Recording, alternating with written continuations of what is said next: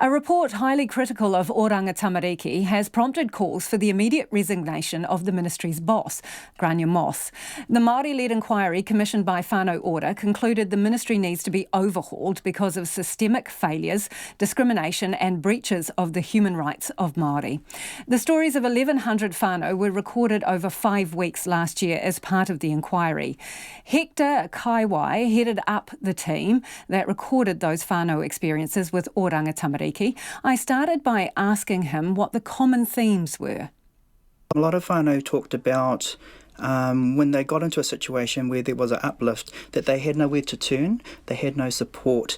When they did end up in the system, a lot of them lacked either legal resources or resourcing, so a lot of them were not in a position to take on Oranga Tamariki.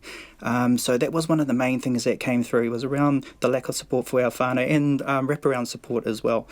So yes, definitely our whānau a lot of them were in very challenging circumstances, but they would go and ask for support from Oranga Tamariki, and according to our whānau, actually asking them for support ended up making it worse for them. How so? They would say, we would go and ask them for support, and they would say they would give us support, and then they would come and uplift their children. So they were thinking that they were doing the right thing, but actually that just brought them to the notice of Oranga Tamariki and ended up in the uplift of their children.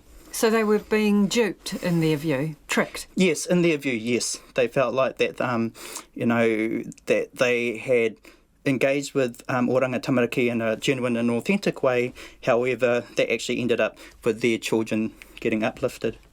So the words that are used to describe the findings of this report is that Oranga Tamariki is racist, heavy-handed, discriminatory and breaching the human rights of Māori. Did what you hear support those conclusions? Yes. We would particularly young Māori mothers felt targeted and discriminated against. How so, and how differently to, say, a single Pākehā woman with a child?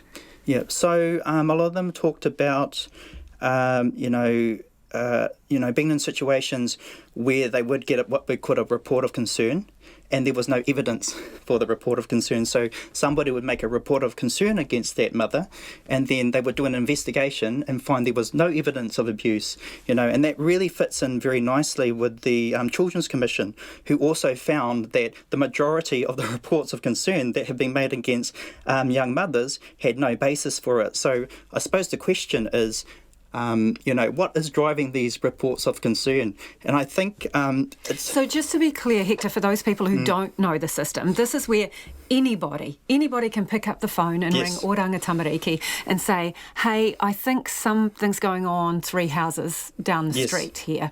And you may never know who made that complaint. Yeah. And once the wheels are in motion, there might not be factual basis for the beginning of that complaint. Absolutely. And I think it's almost like a similar situation to what's been happening in America, where we have, African American community where they have people, ring the police on them for doing very mundane things like, barbecuing or going for a swim or shopping. And it would be the same for the mothers that we spoke with.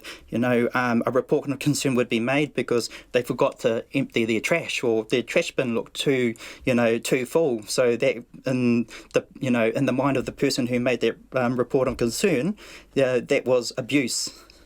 So how did you verify these accounts, or did you verify them? So there was a couple of things that we needed to do. So again, we worked collectively. So we talked with our whānau. So they were the focus of our report.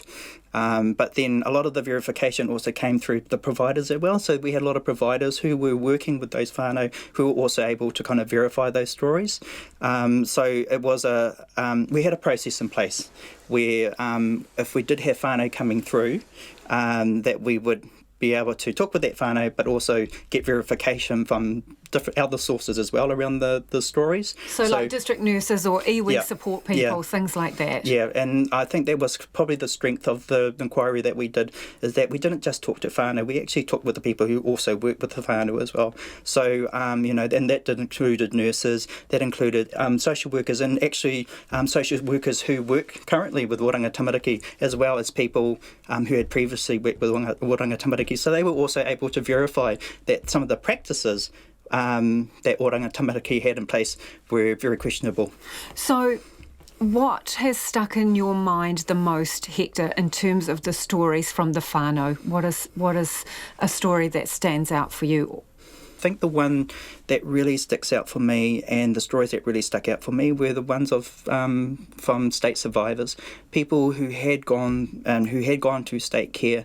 The really and they were very challenging stories, because we would be talking to state survivors who had come out of situations of abuse, and had been taken away from their family, but many years later, these same state survivors would say to us that, despite the abuse that happened within my family, what really traumatized me was the fact that I was taken away from my family.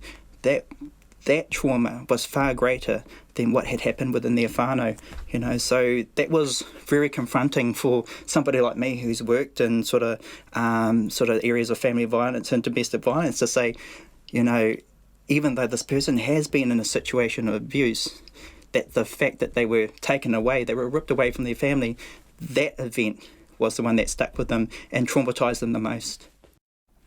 And that's Hector Kaiwai, who's one of the lead researchers for the Whānau Ora investigation into Oranga Tamariki.